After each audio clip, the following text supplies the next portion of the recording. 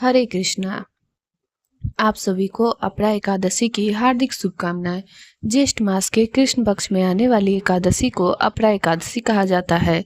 अपरा शब्द का अर्थ होता है जिसकी कोई सीमा न हो, अर्थात इस दिन किया गया जप, तप, व्रत और दान अनंत गुना फल प्रदान करता है।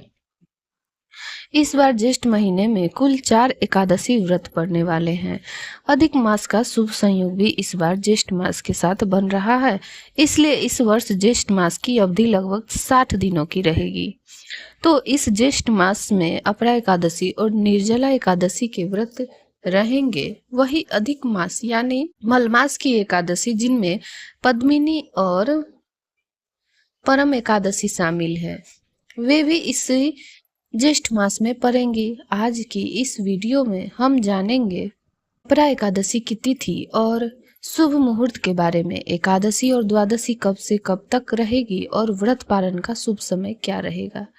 ज्येष्ठ मास कृष्ण पक्ष की एकादशी इस बार 12 मई मंगलवार को दोपहर 2:53 से प्रारंभ हो रही है और 13 मई बुधवार को दोपहर 1:30 पर इसका समापन होगा। चूंकि मंगलवार को दोपहर से एकादशी आरंभ हो रही है, इसलिए उदया तिथि के अनुसार 13 मई बुधवार को ही एकादशी व्रत रखा जाएगा, अर्थात अपरा एकादशी 13 मई बुधवार को मनाई जाएगी। व्रत की तिथि को लेकर लोगों में भ्रम बना रहता है कि किस दिन व्रत करना उचित होगा, तो इस बार आप सभी को 13 मई बुधवार के दिन ही व्रत रखना चाहिए। द्वादशी तिथि 13 मई बुधवार को दोपहर 1:31 से आरंभ होगी और 14 मई गुरुवार को सुबह 11:20 पर इसका समापन होगा। द्वादशी तिथि लगते ही हरिवासर का समय भी प्रारंभ हो जाता है।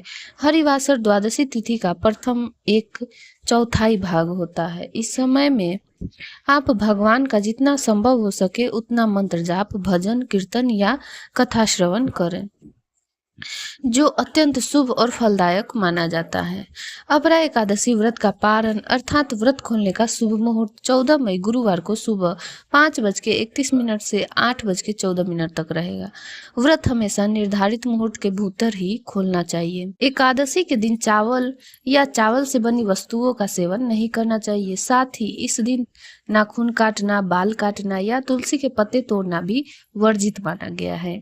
इसलिए भगवान के भोग के लिए एक दिन पहले ही तुलसी जी के पत्ते तोड़कर सुरक्षित रख लेने चाहिए। चूंकि मंगलवार को एकादशी आरंभ हो रही है, इसलिए एकादशी लगने से पहले तुलसी जी को जल अर्पित करके आप पत्ते तोड़ सकते हैं। एकादशी के दिन अपनी श्रद्धा और सामर्थ्य के अनुसार दान करना अत्यंत शुभ फलदायक होता है। गोस्वामी तुलसीदास जी ने भी दान के महत्व को बताते हुए कहा, तुलसी पंछी के पिए घटे न सरिता नीर, दान दिए धन घटे जो सहाय रघुवीर।